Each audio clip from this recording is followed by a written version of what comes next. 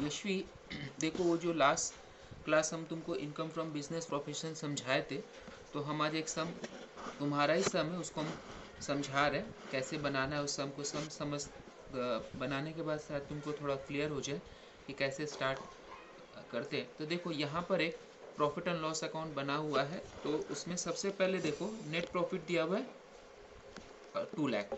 तो अब हम लोग को इस प्रॉफिट से हम लोग को क्या करता है इनकम टैक्स की, इस प्रॉफिट में जो जो खर्चा या जो जो इनकम बिजनेस रिलेटेड नहीं है वो इनकम टैक्स क्या करता है वहाँ से निकाल देता है, यानी पीएल में से निकाल देता है। अगर एक्सपेंस को निकालेगा तो प्रॉफिट बढ़ जाएगा, अगर इनकम को निकालेगा तो प्रॉफिट बढ़ जाएगा।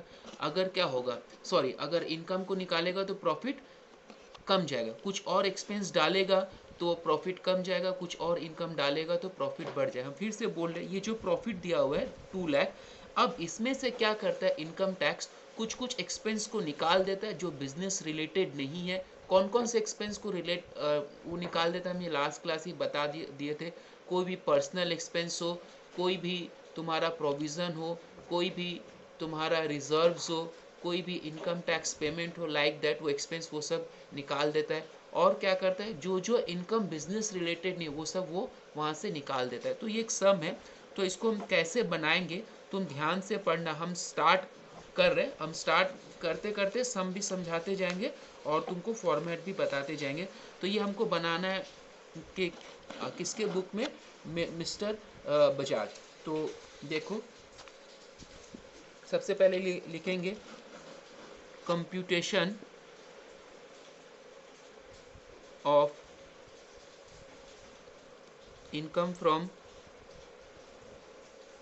Business of mister Bajaj for the assessment year 1920 relating to the previous year 1819। तो particulars, amount, amount, amount। सबसे पहले हम लोग लिखेंगे net profit as per profit and loss account. क्या दिया हुआ है मेरा नेट प्रॉफिट, दोनों चीज़ हम साइमल्टेनियसली तुमको बताते चलते एक एक करके। तो नेट प्रॉफिट मेरा दिया हुआ है 2 लाख रुपीज़। तो सबसे पहले हम लोग को 2 लाख यहाँ पर लिख देना है। तो net profit as per PL 2 lakh, net profit as per PL 2 lakh दिया हुआ है।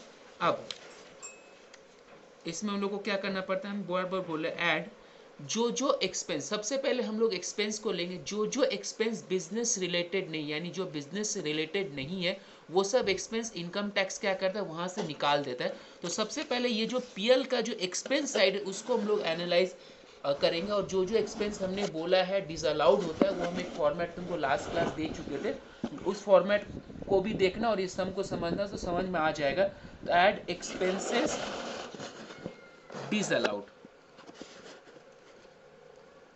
कौन कौन से एक्सपेंस डिसअलाउड होगा।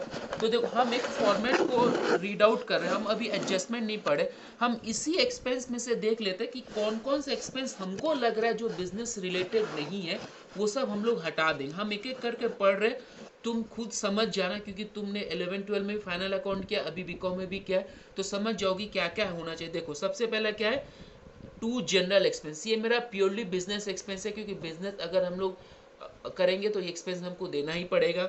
सैलरी एंड वेजेस, अभी मैंने जो हमको देख के लग रहा है बिजनेस है तो कुछ नहीं करेंगे, सैलरी एंड वेजेस ये भी बिजनेस का है। बैड डेट, हाँ अगर हम बिजनेस करते हैं तो बैड डेट होगा ही।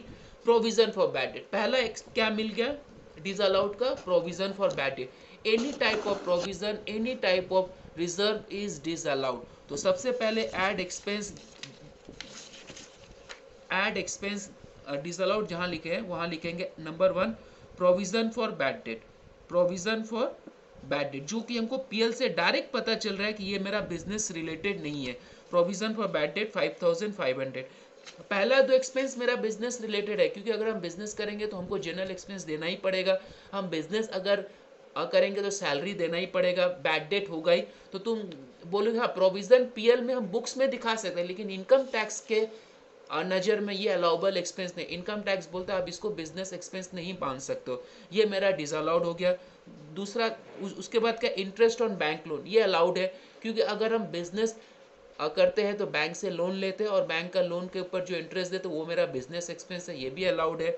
उसके बाद क्या, प्रीलिमिनरी, देखो प्रीलिमिनरी एक्सपेंस मेरा डिसअलाउड हो जाता है, क्योंकि प्रीलिमिनरी एक्सपेंस हम पूरा यहाँ पर नहीं ले सकते। इसका रूल है कि इसके ऊपर 1/5 हम लोग लेते हैं, यानी इसका 25 पर, तो इसके बारे में यहाँ पर नहीं बोला गया है कि क्या होगा, तो हम लोग एक बार एज्यूम कर लेते हैं कि प्रीलिमिनरी एक्सपेंस इनकम टैक्स अभी बोलेगा डिसअलाउड है, क्योंकि प्रीलिमिनरी एक्सपेंस हम बुक्स में पूरा नहीं ले सकते हैं।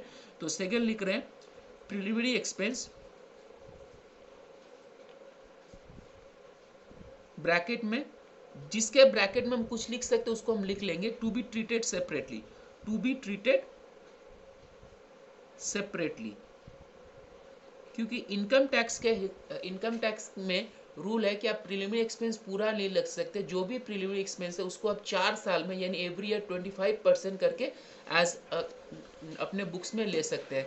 तो इसके बारे में अभी रिगार्डिंग कुछ नहीं बोला गया, तो हम लोग पकड़ लेते हैं पूरा का पूरा डिसअलाउड है। तो प्रीलिमिनरी एक्सपेंस पूरा का पूरा मेरा हाउ मच दिया हुआ है 12,000, हमने डिसअलाउड कर दिया। उसके बाद क्या, रिपेयर्स, हम अगर बिजनेस करेंगे तो हमको रिपेयर का खर्चा देना ही पड़ेगा, ये बिजनेस एक्सपेंस है।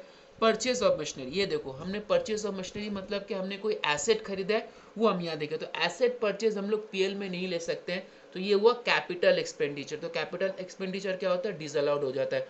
Provision, reserve, capital expenditure, personal expense, ये सब क्या होता है, डिसअलाउड हो जाता है। तो हम लोग यहाँ पर लिख देते हैं नेक्स्ट।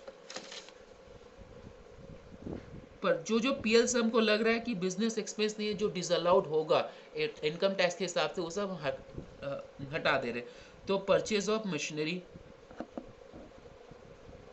ब्रैकेट में लिख देंगे कैपिटल एक्सपेंडिचर, किसी किसी में अगर तुम रीजन लिख सकती हो तो बेटर है।